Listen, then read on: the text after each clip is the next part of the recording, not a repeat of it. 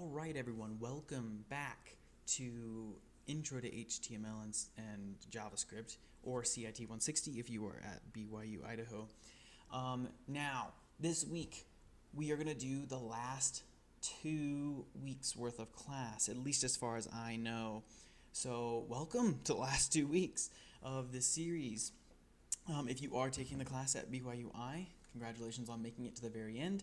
I took this class, once again I'll say I took this class in a block class, so we did things quite differently than those that are taking it in a normal semester. So the weeks might be a little bit off for you guys, but all the same content should be there, hopefully. And for the last 2 weeks, basically only did one file a week. It was a very interesting way to have done this, but we're going to practice those two today. I've titled my file Array 1 Practice. So if you are taking it in a block class, or if these are the last 2 weeks of the class and all that, you'll be doing something called Array 1 and Array 2. That'll be the names of the file that you make. I called mine test, but that's just because we're playing around here. My original file was called Array 1 and Array 2.html. They were two separate files. So for Array 1, you're doing something very similar for both of them, so it's not super difficult. You're not doing two drastically different things, but we're going to talk about the things that you're going to have. So here, you're going to have two lists, and I believe my professor gave me these two lists and said put these in a list. I'm going to put them right here for you. List 1 and list 2. And he gives you these values and says put those in your program, please. And so you have these array values here, just set up for you. And for both files, for Array 1 and Array 2, you're going to have the exact same numbers, the exact same lists. For Array 1, what you're going to want to do is you need to create another program, or another function, I mean.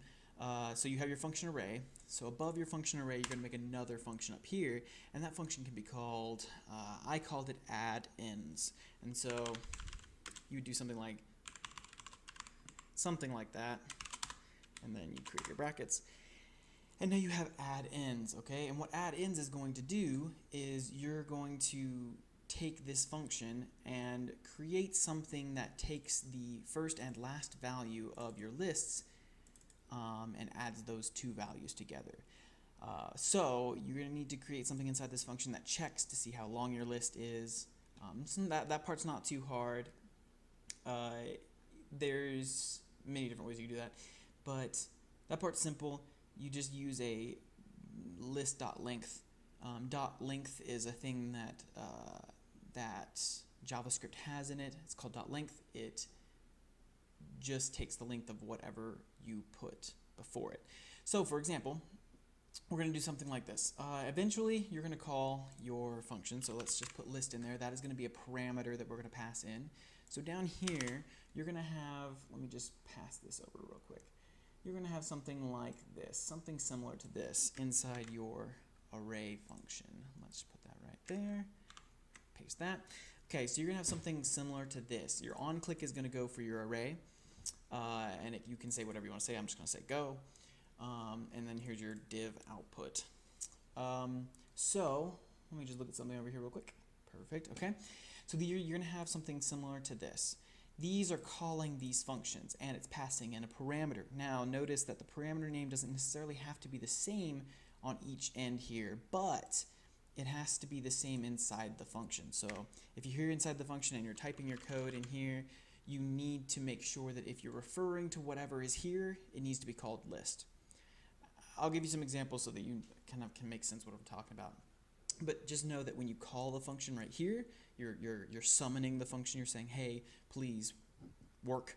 When you call this function right here, the name that is right here doesn't have to be the same name right here, but respectively, you have to have the same name inside each function. So list 1 right here needs to exist within this array function, and it does. It's right there. Now, whatever you call it here, you could call this Jim Bob. You could type Jim Bob if you want to. If you wanted to say Jim Bob, that could be it. But inside this function right here, you need to call a Jim Bob. Well, you don't say let, you would just say Jim Bob, because you already technically have it. But you'd have to, whenever you're referring to whatever value you're passing in, you need to have the exact same name. Now, when you call this function add-ins, this moment right here, list1 is what's being passed into your add-ins function. So at this very moment when you call the function and you want to bring it to action, you want to call it to arms, it's going to take list1. So list1 is going to be passed in and then come up here, Jim Bob. So now this Jim Bob right here contains the array of list1 because you just passed it in and it matches that name. So I hope that's making sense. So for that purpose I called it list, and then here I'll just call it, I'll call it list. Okay, so this is kind of what you want to look like here. So while I is less than or equal to list length, which is going to be 5, okay? So if I is equal to 0, meaning that, which it is at the moment, meaning that it's looking at the very first indice or index spot, value plus equals list I, okay? Making sense? List is the numbers that you have here, and then 0, which is what I is that first thing. And you do an else if, they could say I is equal to list length, which is 5, meaning it's the very, very last one, then value plus equals list I minus 1. Now the reason why you want an I minus 1 in there for your indice or your index spot is because index 5, which is what it's going to be, 5 is the ending, 5 doesn't hold anything. There's nothing in 5, it's only in 4 because it starts at 0, 1, 2, 3, 4. And so you're looking for this last one. So you do an I minus 1.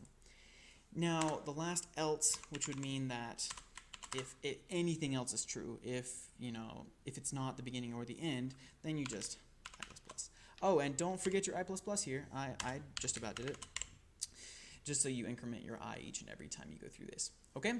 So this is pretty simple. All this tells you is if I is 0, meaning it's the first thing in the list, put that in the value. And then if I is equal to the end of the list, then take that very last value and shove it into value. And then all that will do is that will give you the sum of the beginning and the ending value. Pretty simple, huh? Okay, also don't forget to do a return value. Since you are calling it down here as like a sum1 is equal to, make sure you return values so that whatever comes out of this function gets put in sum1. Okay, you're going to do the same thing again. It's just going to repeat that same function just to make sure that it works correctly, and you should get the sum of this of 17 and 20 and the sum of 12 and 11 coming out of this. Now get middle kind of does the same thing. How get middle is going to work is you're going to need to parse through here and find out if this list is an odd or even number of items. So if it's an odd number of items like this one is, you just need to take back the middle piece. How I did that was I just checked to see if the list.length is divisible by 2 or not, and I showed you guys how to do that with the modulo operator previously. So use a modulo operator and say if the list length is divisible by 2 evenly, or you could say if it's not divisible by 2 evenly, whichever you choose. So if you divide 8 by 2, you're going to end up with 4. And you know that 4 is this one because it starts at 0. 1, 2, 3, 4. So it's going to start at 17, which is fine. So you need to take that number and then subtract 1 from it and also get this number. Hope that's making sense for you. Let me show you the code where I did this so it can make a little bit more sense. I'm just going to show you a little snippet of my code here. This was my get mid function. That's not supposed to be indented like that. That's fine. Okay. Basically looks like this. You have your n, which is the same thing as your I. It just counts for you. And you do your list length divisible by 2, which is, well, 8 divided by 4. By 2 is 4. So n is 4. So you take your mid value and plus equals the list at the n, which is 4, 17, and then add that into mid value. And then also adding into mid value, you're going to take n minus 1 because you want the one before it as well, 15. Now you have a variable called mid value, which contains the addition of these two middle numbers. Now you take these mid values, divide it by 2, and you have now your average. Okay? Hope that's making sense. So this is how you do it. This is how you take these two lists, you find the middle piece, you return that middle piece. Or if it's an even number, you got to find the two middle pieces and then return the average of those two pieces. That's program 1. It's a little bit hard. It's not too bad, but it takes some time. So remember, take your time, think it through, use problem-solving skills, think about it, and find a way to make it work. I've given you quite a good amount of hints so far to do this. So there it is. Have fun with that first file. Now, moving on to week 2, let's erase everything but that, because you're going to keep using those. Okay, so we're going to get rid of the return value. Moving on to the second function, I suppose, the second file that you're going to be making called array2.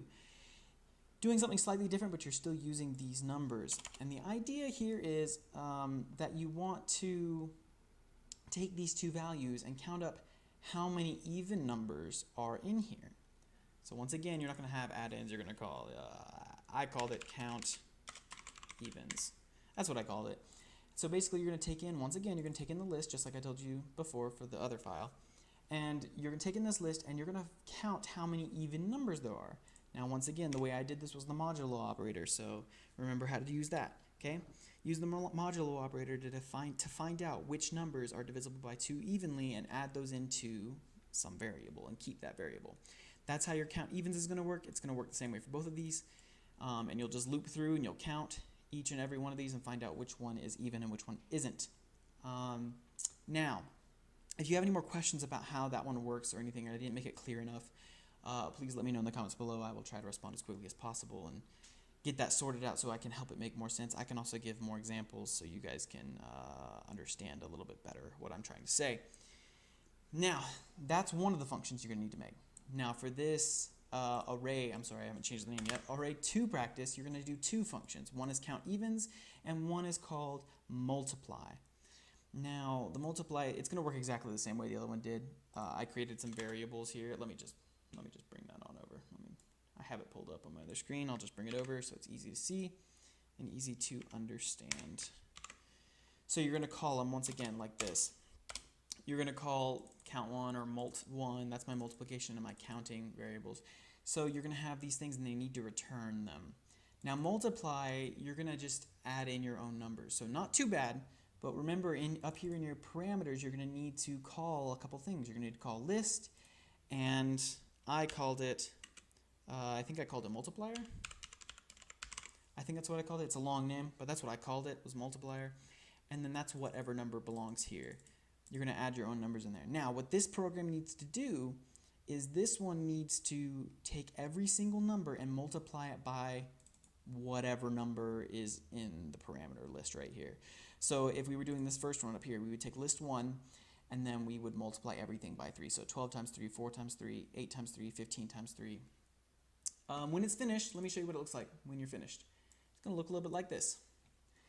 So you can add in extra like visuals to make it look nicer if you would like to. If you want to, add in, oh, this is times 2, or this is the multiplier function, or whatever. But essentially, you're just going to have to do this. So for your first one, it's 51 times 3. Is that what I put? I think I put 3. Let me check. Hang on. Computer is froze. Okay, here we go. Yeah, it's a 3. Okay, yeah, that's right. Okay, so it's a 3. So you take 17 times 3, 8 times 3, 9 times 3, 5 times 3, 20 times 3, and you end up with 51, 24, 27, 15, 60. Again, not too shabby, not too hard. So those are the 2 files that you're going to be submitting for these next 2 weeks coming up into the end of class. Not too shabby, not too hard. Just takes a little bit of problem solving and thinking it through, and you'll be able to get there. Once again, if you have any other questions about any of the things I talked about, go ahead and reach out. I will do my best to reply as quickly as possible. I usually check comments every day, so go out there, go have fun, do the best you can to make it do that, and don't forget that you have to send it to your div like we've been doing in the previous videos. You need to send your videos to the .inner HTML output ID. So don't forget that. Other than that, that's it. Thank you guys for joining me for this series that I've been doing for Intro to HTML and JavaScript. Don't forget to check out the channel and subscribe so you don't miss the CSS that I'm going to be doing. I'm starting a new series coming out in the next couple of weeks. Going to be called CSS Intro or something like that. I haven't quite decided on the name yet. But it's the idea of where I'm going to build off what I've already shared. So I've shared a lot about JavaScript and a lot about HTML and how to make those communicate together. I'm in this next series going to back off from the JavaScript as much. I'm going to focus more on HTML and CSS and how those two communicate, so you can build websites and you can make them look pretty, so that when you do your stuff, it's not going to look like this. It's going to have format, it's going to look really pretty, you can add pictures, you can do lots of stuff, but it's mostly HTML and CSS. Don't miss that series. That's going to be fun. It's going to be another 12 to 14 week-ish type of thing. So yeah, make sure you tune in for that one. That one's going to be a lot of fun.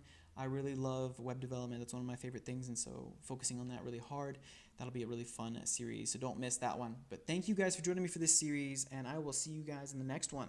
All right, peace.